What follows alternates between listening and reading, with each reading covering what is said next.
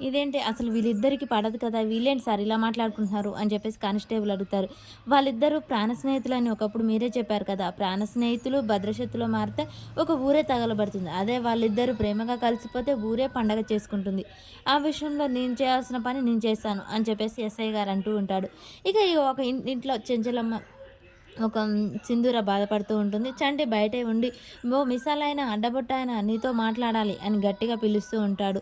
ఇక కేశవ ఇంట్లో కూర్చొని చంటి గురించి ఆలోచిస్తూ ఉంటాడు. చంటి మాత్రం బయట నుంచి మొత్తుకుంటాడు. అది సింధూర తన గదిలో నుంచి వింటూ ఉంటుంది. ఇంతలోపే బసవ అక్కడికొచ్చి "ఏ చంటి నీకుగా చెప్పేది వెళ్ళిపోమంటే ఇక్కడే అరుస్తున్నావేంది? నువ్వెంత అరిచినా వాళ్ళు రారు వెళ్ళిపో. ఈ నోరు దూడ వల్లనేరా నువ్వు ఇక్కడికొచ్చావు. నేనెంత చెప్పాను బాబాయ్ ఈడు మొండోల్లా ఉన్నాడు చక్రం మామ" అని చెప్పేసి బసవ అంటుంటాడు. అవునురా ఆ మొండితనం వల్లనే వచ్చి గేటు దగ్గర నిలబడ్డాడు. లేకుంటే నేను చెప్పినట్టు వింటే సమాజం ఇంట్లో ఉండేవాడిని కదా! ఈ మొండితనమే నీకు పనికిరాదు. నువ్వెంత అరిచినా వాళ్ళు రారు. ఇక నుంచి వెళ్ళిపో అని చెప్పేసి చక్రం అంటూ ఉంటాడు. లేదు లేదు నేను మీసాలాయనతో మాట్లాడాల్సిందే అని చెప్పగానే చెంచలమ్మ వచ్చి ఏంటండి? ఏంటి ఆలోచిస్తున్నారు? అంతగానం ఆలోచిస్తున్నారు ఏంటండి? అని చెప్పేసి చెంచలమ్మ అడుగుతూ ఉంటుంది. కేశవ అలా చూస్తూ ఉండగానే, "అసలు మీరేంటండి ఎన్నడలేనిదే చంటిని అలా కొట్టారేంటి? అసలు నేనెన్నడూ చూడలే మిమ్మల్ని అంత కోపంగా" అనగానే, "నీ కారణంగానే కొట్టాను" అనగానే, "నా కారణంగా? అదేంటి? నువ్వు లేకుంటే సింధూర గదిలోకి వెళ్ళేందుకు చంటిని చంపడానికి వెళ్ళావు. అలాంటిది ఇప్పుడు చంటి చేయి పట్టుకున్నాడంటే నువ్వు ఊరుకోవు కదా! అందుకనే నేను ఆవేశపడాల్సొచ్చింది. చంటిని కొట్టి బయటికి గెంటేయాల్సి వచ్చింది. కానీ మీరెందుకు తప్పనుకుంటున్నారు? చంటి విషయంలో అసలు వాడు చేసిన తప్పేంటండి?" అని చెప్పేసి చెంచలమ్మ అనగానే, కేశవ షాక్ అయి చూస్తూ ఉంటాడు. అవునండి. వాడు చేసిన తప్పే ఉంటుంది. మన సింధూర ఏదో పరజ్ఞానంలో అనుకోకుండా బొట్టు పెట్టింది.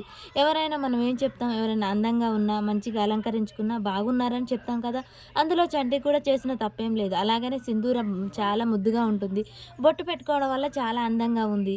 ఇక బొట్టు తుడుపుకుంటే ఇంటి మహాలక్ష్మి బొట్టు తుడుపుకోవడం అరిష్టం అని వాడు చెప్పాడు. కానీ వాని ఉన్నత మనసుకు ఆలోచించాలి. కలశం లేని మనసు వాడి చంటిది. అలాంటిది ఇంటి మహాలక్ష్మి బొట్టు తుడుచుకుంటుంటే అది ఆపడానికి చేయి పట్టుకున్నాడు. అందులో నాకేం తప్పు కనిపించట్లేదే. అందులో సింధూర తప్పు కూడా ఏం లేదు. అలాంటిది మనమెందుకు ఆవేశపడాలి అని చెప్పగానే ఒక్కసారిగా కేశవ షాక్ అయి చెంచలమ్మనే చూస్తూ ఉంటాడు.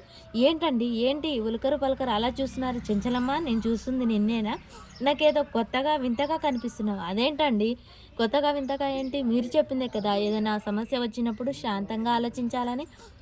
అందుకని అలా ఆలోచించాను. మీరే శాంతం తప్పారు ఈసారి అని చెప్పేసి చెంచలమ్మ అనగానే, సరే వెళ్ళి చంటిగాని పిలిచండి పాపం బయటనే ఉన్నాడు వాడు పొలంలో దిష్టి బొమ్మలా అని చెప్పేసి అనగానే, నేనా? నేను వెళ్ళను. ఓ మీసాలాయన తొందరగా రా నేను నీతో మాట్లాడి బయటికి వెళ్ళిపోతాను. వస్తావా? రావా? అని చెప్పేసి చంటి పిలుస్తూ ఉంటాడు. ఆ మాటలు వినగానే చెంచలమ్మ తనలో తను మురిసిపోయి నవ్వుతూ ఉంటుంది. ఇక చంటి అయితే బయట నుంచే మొత్తుకుంటూ ఉంటాడు. మరి చెంచలమ్మ ఒక మెట్టు దిగి వెళ్ళి చంటిని ఇంట్లోకి పిలుస్తుందా?